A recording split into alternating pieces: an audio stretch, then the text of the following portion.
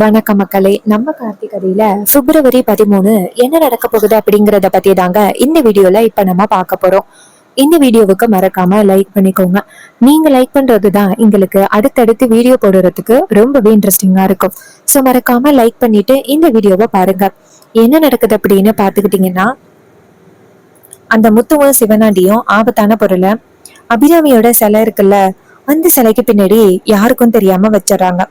யாருக்கும் தெரியாம வச்சிட்டதோட முத்து நேரா சிவனாண்டி கிட்ட, மவனே, இந்த சந்தோஷமான விஷயத்த மருமகள்கிட்ட சொல்லணும், ஃபோன் பண்ணி சொல்லுடா அப்படின்னு சொன்னதும் சிவனாண்டியும், சரிங்க சித்தப்பா, அவளுக்கு தெரிஞ்சிச்சு அப்படின்னா ரொம்ப சந்தோஷப்படுவா அப்படின்னு நேரா சந்திராவுக்கு ஃபோன் பண்றாங்க. சந்திரா என்னடா ஆச்சுன்னா, அவங்க குளிக்க போயிட்டாங்க. அதே ரூம்ல ஈஸ்வரி இருக்கிறாங்க. சந்திராவை பார்க்க வந்த ஈஸ்வரி அப்ப போன் அடிச்சுக்கிட்டு இருக்கிறத ஈஸ்வரி பாக்குறாங்க. பார்த்துட்டு, என்ன இது ரொம்ப நேரமா போன் அடிச்சுக்கிட்டே இருக்கு, சரி பாப்போம் அப்படின்ட்டு போன் எடுத்து காதுல வைக்கிறாங்க. அப்ப சிவனாண்டி டக்குன்னு, சந்திரா, நான் பேசுறதுக்கு வேற எதுவும் பேசுறாத, நான் சிவனாண்டி பேசுறேன், இங்க பாரு, நான் சொல்றதுக்கு மூணு மட்டும் சொல்லு, ரொம்ப சந்தோஷமான விஷயத்த நான் இப்போ சொல்ல போறேன் உன்கிட்ட. நாளைக்கு அந்த டிரைவர் பையன் அவங்க அம்மாவுக்கு பிறந்த நாள் விழா கொண்டாட போற பாரு, அந்த பிறந்த நாள் விழா நாளைக்கு நடக்க போறதே கிடையாது. சிலை திறப்பு விழா நடக்க போறது கிடையாது. அந்த சிலையில ஆபத்தான பொருளை நான் வச்சுட்டேன். நாளைக்கு காலையில 10 மணிக்கு அதோட வேலையை காமிக்கும். நம்ம நினைச்சது எல்லாமே நடக்க போகுது சந்திரா அப்படின்னு அவரு ரொம்ப சந்தோஷமா பேசுறாரு. இதையெல்லாம் கேட்டதும் ஈஸ்வரிக்கு செம்ம ஷாக்கு. சின்ன இது அந்த சிவனாண்டி குரல் மாதிரி இருக்கே அப்படின்னு. அப்போ சிவனாண்டி சொல்றாரு, இங்க பாரு சந்திரா, இன்னும் கொஞ்ச நாள்ல உன் அக்கா காரிய ஜீரோவாக்கி நம்ம நம்பர் 1 ஆக போறோம். அப்போ அந்த டிரைவர் பையன் தான் அதிகமா ஈஸ்வரிக்கு சப்போர்ட் பண்ணிக்கிட்டு இருக்கான். என்ன பிரச்சனை கொடுத்தாலும் தடுத்து காப்பாத்திக்கிட்டே இருக்கான். அவன் இந்த வீட்டுல இல்ல அப்படின்னா ஈஸ்வரிய பழி வாங்குறது ரொம்ப சுலபம். இப்போ நம்ம அதை தான் பண்ண போறோம் அப்படின்னு ரொம்ப ஹாப்பியா அவர் சொல்லிட்டு, இங்க பாரு, நாளைக்கு அந்த சிலை பக்கத்துல மட்டும் நீ இருக்காம கொஞ்சம் தூரமா நின்னுக்க அப்படின்னு சொல்லிட்டு அவரு போனை கட் பண்றாரு. இதையெல்லாம் கேட்டதும் ஈஸ்வரிக்கு பயங்கர அதிர்ச்சியா இருக்கு. என்னடா இது, இது வேற யாராவது போன் பண்ணி இருப்பாங்களா, இல்ல சிவனாண்டி தான் போன் பண்ணி இந்த விஷயத்த சொல்றானோ? கண்டிப்பா இதுக்கு பின்னாடி ஏதோ ஒரு காரணம் இருக்கு. சந்திரா கண்டிப்பா அந்த சிவனாண்டி கிட்ட பேசல அப்படின்னு சொல்லிக்கிட்டு இருக்கா. ஆனா அவ இன்னும் தொடர்புலதான் இருக்கிறா அப்படின்னு நல்லாவே இந்த போன் கால் மூலமா தெரிஞ்சு போச்சு. இப்ப என்ன பண்றது அப்படின்னு ஈஸ்வரிக்கு ஒரே குழப்பம். நாளைக்கு அந்த ஃபங்க்ஷனுக்கு நம்ம போக போறது கிடையாது. ஆனா நமக்கு தெரிஞ்சு நாளைக்கு நிறைய பேரு பாதிக்கப்பட போறாங்க. சோ அந்த தவறான விஷயம் நடக்கிறத நம்ம தடுக்கணும். நேரா நம்ம போன் பண்ணி சொல்லிடுவோமா அப்படின்னு ஈஸ்வரி நினைக்கிறாங்க. அப்பதான் வில்லி அந்த ரூமுக்கு வராங்க.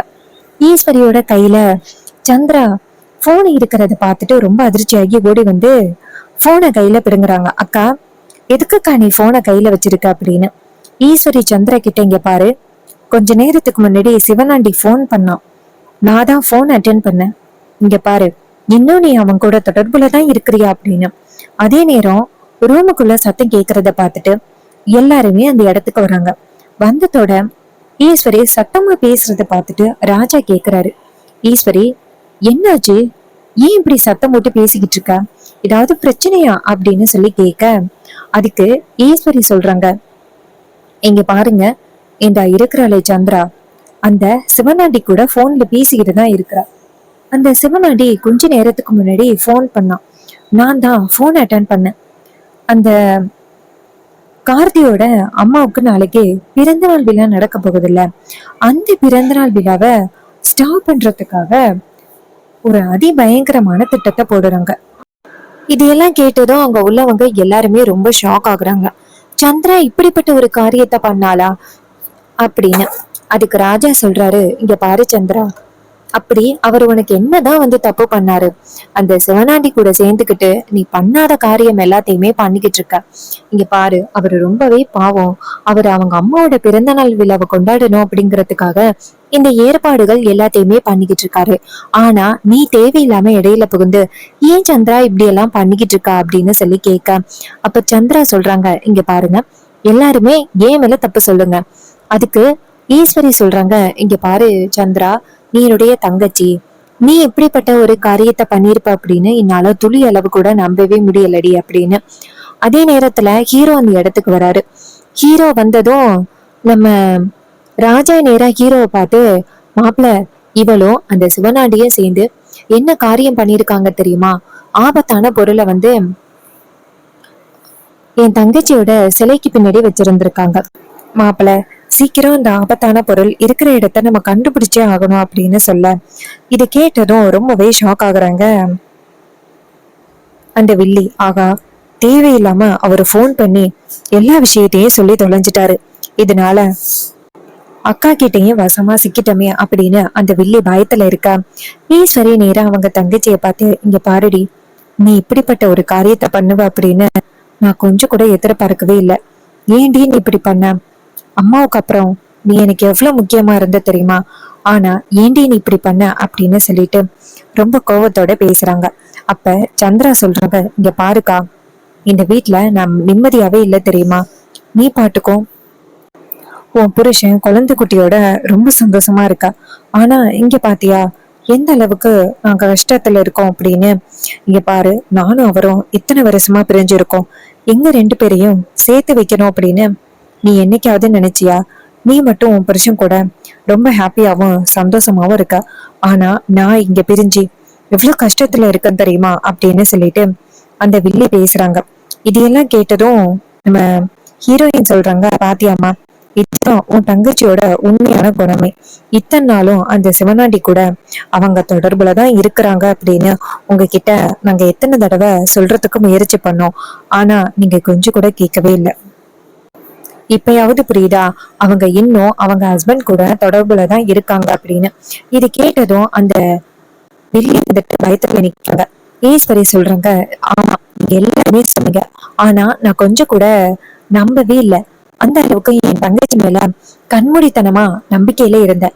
இன்னைக்குதான் அந்த சிவனாண்டி பேசின பிறகு எனக்கு புரியுது, என் வாழ்க்கையில இந்த மாதிரி ஒரு அநியாயத்தை நான் சந்திப்பேன் அப்படின்னு நான் கொஞ்சம் கூட நினைச்சு பார்க்கவே இல்லை அப்படின்னு ஈஸ்வரி ரொம்ப சோகத்துல சொல்றாங்க. அப்போ நம்ம ஹீரோ சொல்றாரு, இங்க பாருங்க அத்தை, நான் சொல்றேன்னு என்ன தப்பா நினைச்சுக்காதீங்க.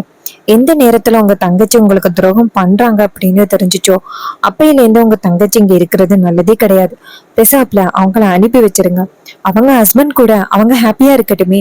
அவங்க ஹஸ்பண்ட் கூட சேர்ந்து வாழணும் அப்படிங்கிறதுக்காக தானே இப்படிப்பட்ட காரியம் எல்லாத்தையுமே பண்ணிக்கிட்டு இருக்காங்க. பெசாப்ல அவங்கள அவங்க ஹஸ்பண்ட் கூட அனுப்பிடுங்க.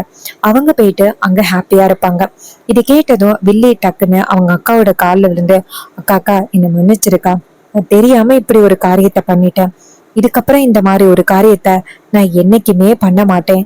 தயவு செஞ்சு என்ன மன்னிச்சிருக்கா அப்படின்னு சொல்லி கேட்க, அதுக்கு ஈஸ்வரி சொல்றாங்க, இங்க பாரு, நான் என்னைக்குமே உன்னை மன்னிக்கவே மாட்டேன்.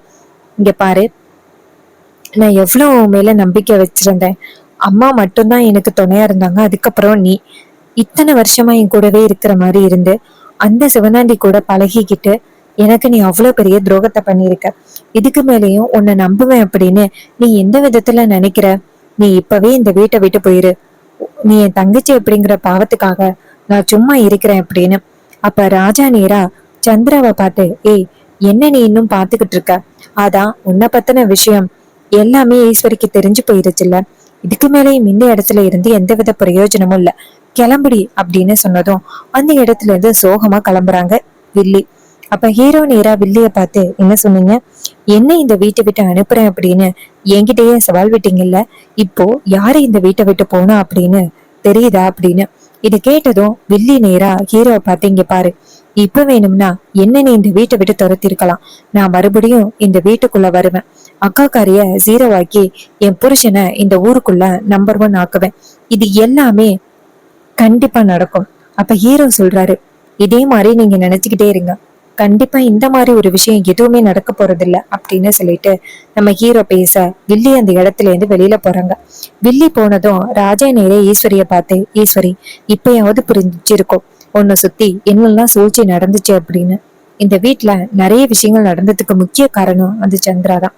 அந்த சந்திரா தான் அந்த சிவனாண்டிக்காக இந்த வீட்டுல நடக்கிற எல்லா விஷயத்தையும் சிவனாண்டி கிட்ட சொல்லி வீட்டுல இருக்க நிறைய பணங்களை திருடி சிவனாண்டி கிட்ட கொடுத்துருக்கா. இது இத்தனை நாள நமக்கு தெரியாம இருந்துச்சு. இன்னைக்கு ஓ மூலமாவே தெரிஞ்சது எனக்கு இப்ப ரொம்ப சந்தோஷமா இருக்கு. இதை கேட்டதும் ஈஸ்வரி சொல்றாங்க, என் தங்கச்சி எனக்கு எப்பவுமே துரோகம் பண்ண மாட்டா அப்படின்னு நினைச்சேன். ஆனா அவ எனக்கு இவ்வளவு பெரிய துரோகத்தை பண்ணிருப்பா அப்படின்னு நான் கொஞ்சம் கூட எதிர்பார்க்கவே இல்லை. அப்ப ஹீரோ சொல்றாரு, இங்க பாருங்க இதோட அவங்கள பத்தி தெரிஞ்சுக்கிட்டீங்கல்ல, இதுக்கப்புறம் அதை பத்தி யோசிக்காதீங்க அப்படின்னு சொல்ல அவங்களும் சரி அப்படின்னு சொல்றாங்க. அதுக்கப்புறம் ரேவதி நேரா அவங்க அம்மாவை பார்த்து, அம்மா அதான் என்ன நடந்துச்சு அப்படின்னு உங்களுக்கு தெரிஞ்சிச்சுல்ல, பேசாப்ல நீங்க ஏம்மா அவரை மன்னிச்சு ஏத்துக்க கூடாது, நாளைக்கு நடக்க போற அந்த ஃபங்க்ஷனுக்கு வாங்கம்மா. அதுக்கு ஈஸ்வரி சொல்றாங்க, இங்க பாரு, என்னதான் வந்துட்டு என் தங்கச்சி தப்பானவ, அவனுக்கு எதிராக நிறைய சதிகளை பண்ணிருக்கா அப்படின்னு தெரிஞ்சாலும் எங்க அம்மா எதுக்காக இறந்தாங்க அப்படிங்கிற விஷயம் இன்னும் என் மனசுக்குள்ள இருக்கு. அதை கண்டிப்பா என்னைக்குமே என்னால மாத்திக்கவே முடியாது. நீங்க எல்லாரும் சொல்றீங்க அப்படிங்கறதுக்காக என்னால திருப்திக்கவும் முடியாது. தயவு செஞ்சு யாரும் அவனுக்கு சப்போர்ட் பண்றேன் அப்படிங்கிற பேர்ல என்கிட்ட எதுவும் திட்டு வாங்காம கிளம்புங்க அப்படின்னு ஈஸ்வரி நேரா அவங்க ரூமுக்கு போறாங்க. அப்ப ராஜா நேரா ஹீரோவை பார்த்து, மாப்பிள்ள, ஈஸ்வரிக்கு கொஞ்சம் கொஞ்சமா உங்க மேல உள்ள கோபம் குறைஞ்சுக்கிட்டே வருது.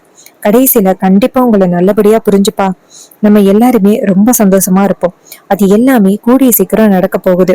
இங்க பாருங்க மாப்பிள்ள, நீங்க கவலைப்படாதீங்க அப்படின்னு சொல்ல ஹீரோ சொல்றாரு, அத்தையோட கோபத்தை பத்தி எனக்கு நல்லாவே தெரியும். அத்தை கூடிய சீக்கிரம் என்னை மன்னிச்சிருவாங்க அப்படின்னு நம்பிக்கையும் இருக்கு. இதை கேட்டதும் அவரும் சரிங்க சகல அப்படின்ட்டு, சரி அங்க ஆபத்தான பொருள் என்னமோ இருக்கு அப்படின்னு அத்தை சொன்னாங்கல்ல, நம்ம அந்த இடத்த போயிட்டு தரவா செக் பண்ணணும். அப்பதான் நம்மளால அங்க என்ன இருக்கு அப்படிங்கறத கண்டுபிடிக்க முடியும் அப்படின்னு 2 பேருமே சேர்ந்து கிளம்புறாங்க. நேரா அந்த இடத்த போயிட்டு எங்க பார்த்தாலுமே செக் பண்றாங்க. பார்த்தா அபிராமியோட சிலைக்கு பின்னாடி அந்த ஆபத்தான பொருள் இருக்கிறத பாக்குறாங்க. பார்த்ததும் அவங்க எல்லாருக்குமே ரொம்ப அதிர்ச்சியா இருக்கு. இப்படிப்பட்ட ஒரு ஆபத்தான பொருள் இருக்கும் அப்படின்னு கொஞ்சம் கூட எதிர்பார்க்கவே இல்லை. அந்த சிவனாண்டி சந்திரா 2 பேருமே கொஞ்சம் கூட திருந்தவே மாட்டாங்க போல. ஏன் சகல அவங்க இப்படி பண்றாங்க? அப்ப ஹீரோ சொல்றாரு, அவங்கள பொறுத்த வரைக்கும் எப்படியாவது நம்ம எல்லாரையுமே கஷ்டப்படுத்தணும் அப்படிங்கிறது தான் அவங்களோட முதல் குறிக்கோள். அதுக்காக தான் அவங்க இப்படிப்பட்ட ஒரு காரியத்தை பண்ணிக்கிட்டு இருக்காங்க. சரி, எப்படியோ அந்த கடவுள் புண்ணியத்தாலையும் அம்மாவோட ஆசீர்வாதத்தாலையும் இங்க இருந்த இந்த ஆபத்தான பொருள் நம்ம கண்ணுக்கு தெரிஞ்சிருச்சு. இதை கொண்டு போய் நம்ம டிஆக்டிவேட் பண்ணணும் அப்படின்னு அந்த ஆபத்தான பொருளை கையில எடுத்துட்டு கொண்டு போய் டிஆக்டிவேட் பண்றாங்க. பண்ணிட்டு தூக்கி வீசிடுறாங்க. மயில சொல்றாரு, சகல இதுக்கப்புறம் நமக்கு எந்த பிரச்சனையும் இல்லை. நாளைக்கு நல்லபடியா அந்த ஃபங்க்ஷன் நடக்கும். இத்தனை நாள் இந்த வீட்டுக்குள்ள இருந்த அந்த சின்னத்தையோட இம்சையும் தொலைஞ்சு போச்சு அப்படின்னு ரொம்ப ஹாப்பியா பேசிக்கிட்டு இருக்காங்க. அப்ப ஹீரோ சொல்றாரு, ஆமா நீங்க சொல்றது சரிதான் அப்படின்னு ரொம்ப சந்தோஷமா அந்த இடத்துல இருந்து கிளம்புறாங்க. இன்னொரு பக்கம் நம்ம ஹீரோ என்ன பண்றாருன்னா, நேரா வீட்டுக்கு போனதும் ரேவதி அவங்க ஹஸ்பண்ட பார்த்து, என்னங்க அம்மா எப்பதான் உங்க மேல உள்ள கோவத்தை குறைப்பாங்க அப்படின்னு எனக்கு புரியவே இல்லை. அப்ப ஹீரோ சொல்றாரு, இங்க பாரு, அத்தைக்கு இப்ப என் மேல உள்ள கோவம் எல்லாமே கொஞ்சம் கொஞ்சமா குறைஞ்சிக்கிட்டு இருக்கு. கூடிய சீக்கிரம் அவங்க என்னை மன்னிச்சு ஏத்துப்பாங்க அப்படிங்கிற நம்பிக்கையே எனக்கு வந்துருச்சு. சோ இதுக்கப்புறம் நீ கவலைப்பட வேண்டிய அவசியமே இல்லை அப்படின்னு சொன்னதும் ஹீரோயினும் சரி அப்படின்னு சொல்லிட்டு ரொம்ப சந்தோஷமா பேசிக்கிட்டு இருக்காங்க. அப்போ ராஜா நேரா ஈஸ்வரி கிட்ட, இங்க பாரு ஈஸ்வரி, எப்பதான் நீ மாப்பிள்ளைய மன்னிச்சு ஏத்துக்க போற? அதுக்கு ஈஸ்வரி சொல்றாங்க, இங்க பாருங்க, சாதாரணமாலாம் என்னால மன்னிக்க முடியாதுங்க. அந்த குடும்பத்துல உள்ளவங்க இந்த பக்கமே வரக்கூடாது அப்படின்னு நினைச்சேன். அவன் என்னை ஏமாத்தி இந்த வீட்டுக்குள்ள வந்திருக்கான். அப்படி இருக்கையில என்னால எப்படிங்க டக்குன்னு எல்லாத்தையும் மறந்துட்டு அவனை மருமகனா ஏத்துக்க முடியும்? என்னால கண்டிப்பா அப்படியெல்லாம் பொய்யா நடிக்க முடியாது அப்படின்னு சொல்லிட்டு ஈஸ்வரி ரொம்ப திட்டவட்டமா சொல்றாங்க. அப்ப அவர் நினைக்கிறாரு, ஈஸ்வரிய கொஞ்சம் கூட மாத்தவே முடியாது போல, அவ அந்த அளவுக்கு கோவத்துல இருக்கிறா அப்படின்ட்டு அவரும் நினைக்கிறாரு. சோ இந்த கதை உங்களுக்கு பிடிச்சிருக்கா? இந்த கதை பிடிச்சிருந்துச்சுன்னா இந்த வீடியோவுக்கு மறக்காம லைக் பண்ணிக்கோங்க. நீங்க லைக் பண்றதுதான் எங்களுக்கு அடுத்தடுத்து வீடியோ போடுறதுக்கு ரொம்பவே இன்ட்ரெஸ்டிங்கா இருக்கும். சோ மறக்காம லைக் பண்ணிட்டு இந்த வீடியோவை பாருங்க. கண்டிப்பா நம்ம ஹீரோ கூடிய சீக்கிரம் ஈஸ்வரியோட மனசை மாத்தி இந்த குடும்பம் எல்லாத்தையுமே ஒண்ணு சேர்ப்பாரு அப்படின்னு நம்பிக்கை இருக்கு. இது எல்லாமே அப்கமிங் எபிசோடுல ரொம்ப ரொம்ப இன்ட்ரெஸ்டிங்காவே நடக்க போகுது. சோ தேங்க்ஸ் ஃபார் வாட்சிங்.